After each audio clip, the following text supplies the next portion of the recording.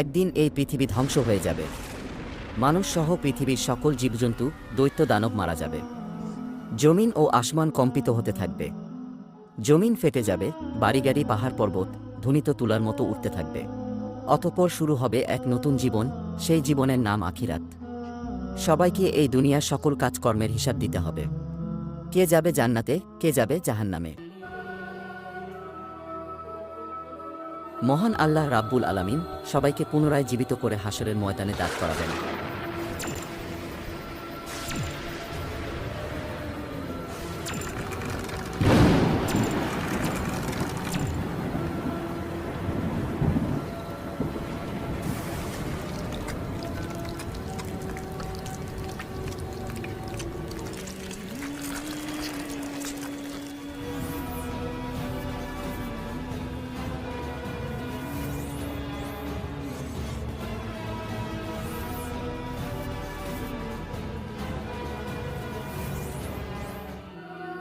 সেদিন প্রত্যেক মানুষকে 5টি প্রশ্ন করা হবে। হাদিস শরীফে এসেছে, কিয়ামতের দিন কোনো আদম সন্তান 5টি প্রশ্নের উত্তর দেওয়া ছাড়া এক পাও নড়তে পারবে না।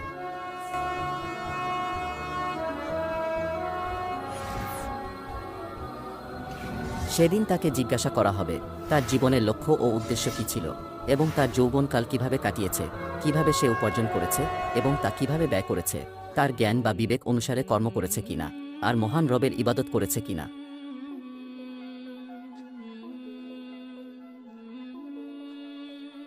সে নিজের স্ত্রীকে আগুনে পুড়িয়ে হত্যা করেছে, অতঃপর সে জাহান্নামী।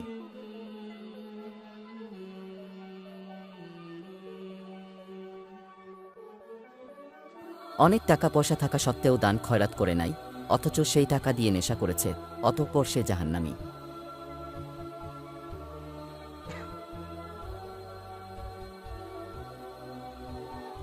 সে একটি মেয়ের সাথে জিনা করেছে এবং সে সর্বদা খারাপ কাজে লিপ্ত থাকত, অতঃপর সে জাহান্নামী।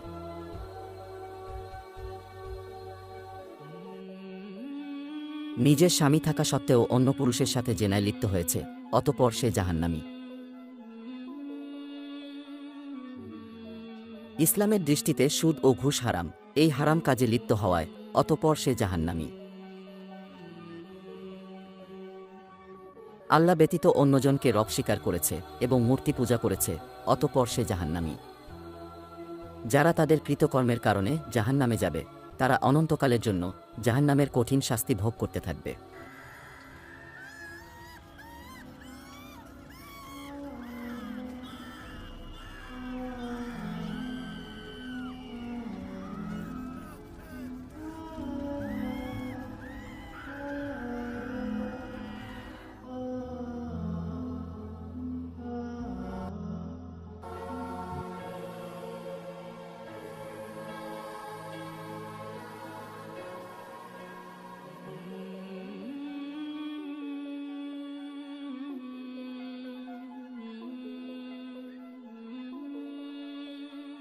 এই ব্যক্তি গরিব মানুষের পাশে দাঁড়িয়েছে, দান খয়রাত করেছে, অতঃপর সে জান্নাতি।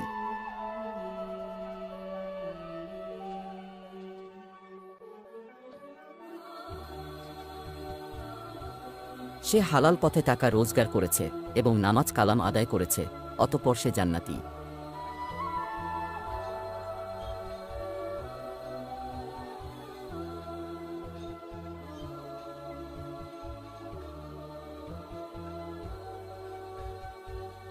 অসহায় মানুষদের সেবা যত্ন করেছে এবং মানুষের উপকার করেছে, অতঃপর সে জান্নাতি।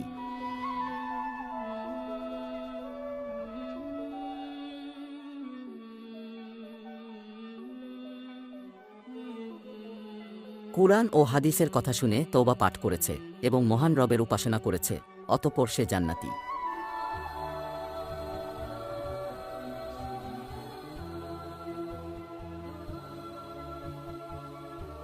কুরআনের জ্ঞান শিক্ষা দিতে গিয়ে কাফেরদের হাতে পাথরের আঘাতে শহীদ হয়েছে, অতঃপর সে জান্নাতি।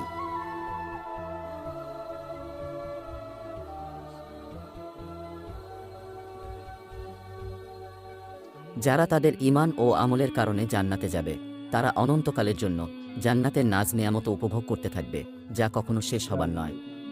ভিডিও अगर ভালো লাগে তো লাইক, সাবস্ক্রাইব করে দেবে।